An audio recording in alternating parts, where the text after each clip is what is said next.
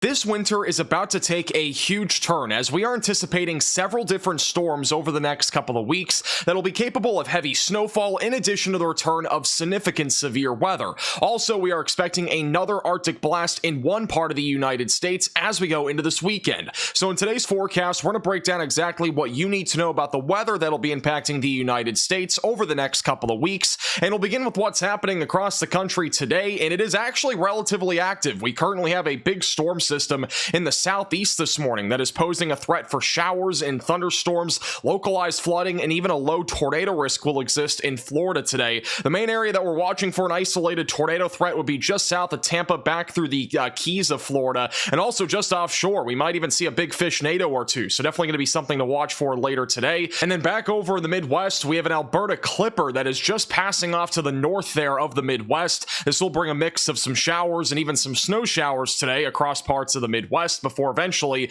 it moves in the direction of the Northeast. And then in the Pacific Northwest, we are done with heavy rainfall and snow temporarily, but we are going to see another shot of rain and snow tonight into tomorrow, which will bring even additional rainfall on top of what we've already seen out of that big atmospheric river event that has been happening for well over 2 days now. We have some big changes that'll be coming to our weather pattern over the next couple of weeks, with really different storms happening all across the country. So let's begin with what it looks like on the jet stream over the next several days. This is what it looks like today. We have our subtropical jet stream all the way back down in the Pacific Ocean, back through the Gulf of Mexico, with a disturbance that is currently located right over Florida. And then this is your polar jet stream, which is really where all the cold air resides, and some of those Alberta Clippers are going to reside over the next few days. Eventually, as we go into the middle of this week, we'll continue to see a relatively calm weather pattern for most of the country, but eventually, as we get closer to the weekend, I do anticipate this polar jet stream to have a big dip across areas like the Northeast and as well as the Midwest, which will allow for a couple of different things,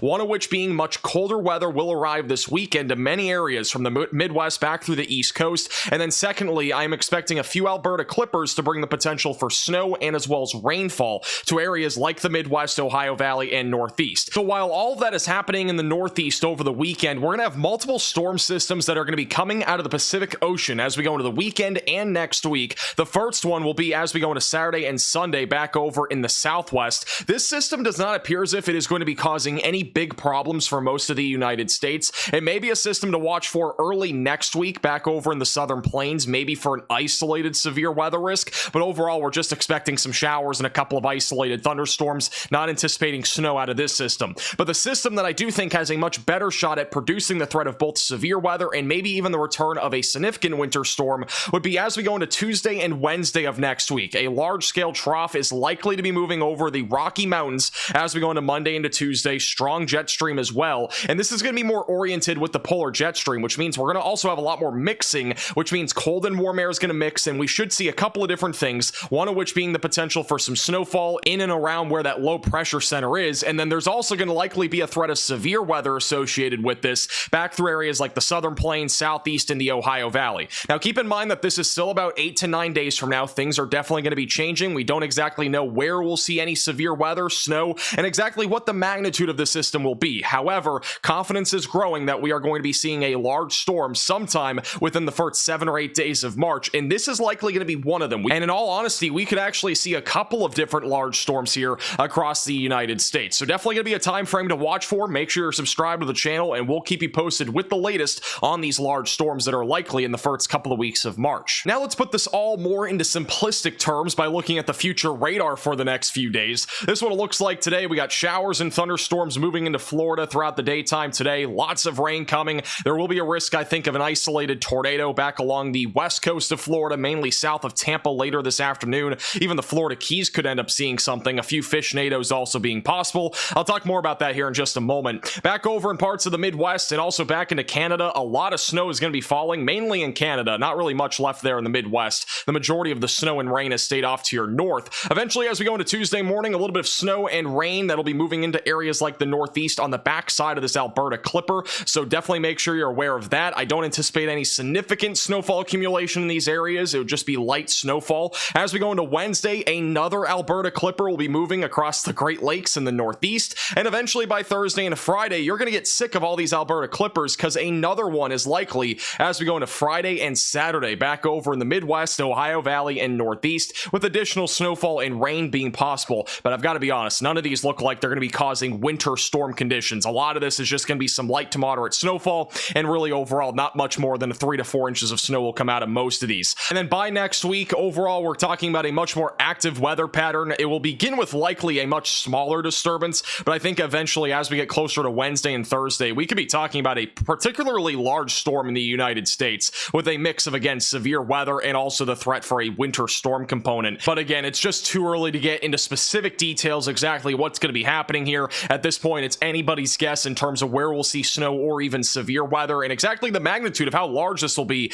is still uncertain, but consistency is definitely growing that we're going to be dealing with some sort of large storm around the middle of next week. And then beyond that, we could be talking about more storm systems, but again, it's too early to tell really what's going to be happening as we go into the second week of March. And then back over in the Pacific Northwest, in terms of total rainfall over the next 48 hours, an additional 1 to 3 inches of rain will be possible in both Washington and Oregon, so stay safe out there. There's already been a lot of rain, lots of mudslides. It's definitely going to continue to be a problem all the way through tomorrow. Back over in the southeast, we are anticipating a decent amount of rainfall, but most of it will be in the Gulf. We'll have a little bit of rain back over in southern Florida and even in the Florida Keys, where some areas could pick up as much as 3 to 6 inches of rainfall. Obviously, it's a very localized area since a lot of it is going to be in the Florida Keys. Make sure you're staying safe out there. Turn around, don't drown. And unfortunately, we are also going to have a tornado and fishnado risk as we go into the late morning and early afternoon. Tornado parameter values a little bit higher and more centered really towards the Florida Keys as we go into the afternoon hours, meaning any supercells that may develop offshore could be posing a threat for a waterspout, maybe even a tornado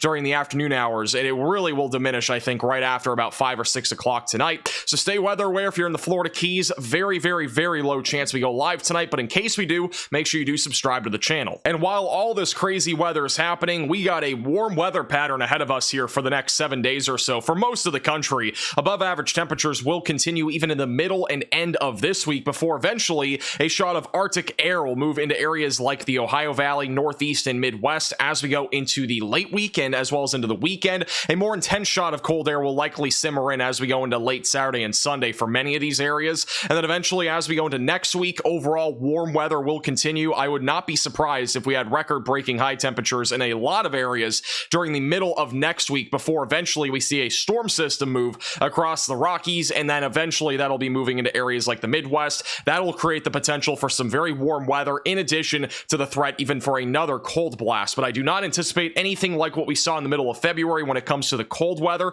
I think we are done with a lot of the Arctic air, but I do think if you're back over in the Northeast or anywhere along the East Coast, we're going to be dealing with a relatively cold March, I think, for many of those areas. On the other hand, I think we're going to be dealing with a lot more above average temperatures back over west of this line. So overall, I think March is going to be a very active month with lots of severe weather in addition to a few sneaky winter storms before eventually winter is all said and done. And as always, thank you all so much for watching today's video. If you are new to the channel, make sure to subscribe down below. And a huge announcement, all of our 1 million subscriber merch is now out at shopmaxvelocity.net, including our limited edition signed hats. I'm only signing 500 of these. We're already sold through 40% of them. I think we're going to sell all of them out. So if you want to get one, make sure to get it. Top link in the description below. This is likely the last time I'm doing signed merch for a long time because it takes a lot of effort. And then also we have our t-shirts, hats, stickers, mugs, and as well as posters available for 1 million subscribers with an incredible design, by the way. There's a lot of detail in this. I highly recommend you at least look at this on the website. It is a really cool design. Make sure to go check this out at shopmaxvelocity.net.